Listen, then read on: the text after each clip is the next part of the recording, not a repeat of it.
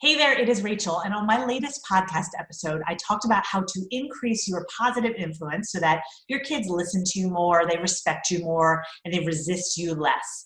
Now, a lot of parents think that increasing your influence is about finding a way to convince your kids that you are right. So if you want them to put on their shoes, you tell them all the reasons why they need to get their shoes on. If you want them to be nicer to their brother or sister, you tell them all the reasons they should do that. A lot of parents also think that being more of an influence means finding a better punishment or finding a better way to convince your child that they need to do what you ask. And ultimately, that's not going to make you a more positive influence. What creates influence over another human being is actually when that person thinks you are on their side rather than against them. Now, it seems like this would be a luxury. It would be nice for your kids to know that you're on their side, but this is not a luxury to the brain. In fact, we are wired to detect within a millisecond whether someone approaching us is on our side or against us. We're also wired to, if we think that person is on our side, to cooperate with them. And we're wired to, if we think that person is against us, to resist them. This is actually a survival mechanism that is baked in. Now, I will tell you that a lot of people think if you show your kid that you are on their side, that is being permissive and you're letting them get away with things. And I will tell you that is not at all what I'm talking about. What I will tell you is that it is always possible to be firm and also on their side. So I'm going to give you a couple of examples of what I mean by that. You can even think about what this might be like from a child's perspective. So let's say there's a child who is jumping on the couch. And what our natural instinct to do is to say something like, oh my gosh, you're jumping on the couch. You know you're not supposed to do that. Get down off that couch. And obviously that is not a child who's going to think you're on their side. And if they do listen to you in the moment, it's not because you're a positive influence. It's because they're afraid of you. And that's not ultimately going to last in the long run. You probably don't want to raise a child who is doing what you ask because they're afraid. Now, a more positive influence is going to show that you are on their side. Showing you're on their side is in the energy you are approaching them with and on trying to help them solve the problem. So this is what that would look like. If a child is jumping on the couch, you would say something like, hey, you know you're not supposed to jump off the couch. Why don't you get onto the floor? And it seems like you're looking for something to do. Do you think that you could hop on one foot 50 times and then stick out your tongue?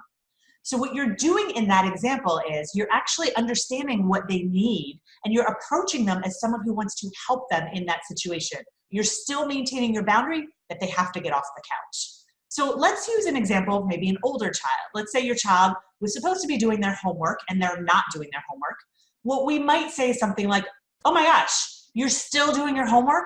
Why are you so resistant to this? If you had just started when I first told you to, you'd be done by now. That's obviously not someone that's on their side. Someone who's on their side is, again, approaching with a little bit of a different energy, an energy that shows you're on the same team and giving solutions to help them.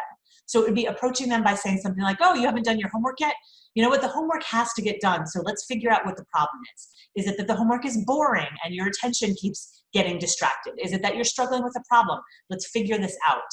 So again, you're setting the boundary. The homework has to get done, but you're also trying to help them figure out what the obstacle is for them. Now, I want to just wrap up by telling you two things. Number one is that I'm not saying that you should be nice all the time. This is not about being all Pollyanna-ish. The reason I'm stressing that you want to show you're on the same team is because that is actually what helps them feel safe enough to behave positively. This is based on how the brain works. The last thing I want to say too is a lot of parents will say to me, Rachel, I was calm the first 5 times that I asked my child to do something, and that's why I started yelling at them.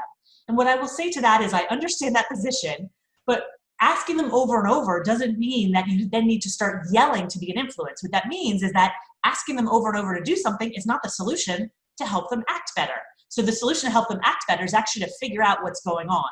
So if you are finding that you're just repeating yourself, you probably need some new tools and strategies overall, because repeating yourself is not actually going to motivate them to do what they're supposed to do. So I would love for you to check out even more tips for how to increase your positive influence in this week's podcast episode.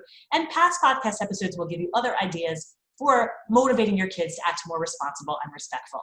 You can find my podcast on my website, rachel-bailey.com/podcast. You can also find it on any podcast app.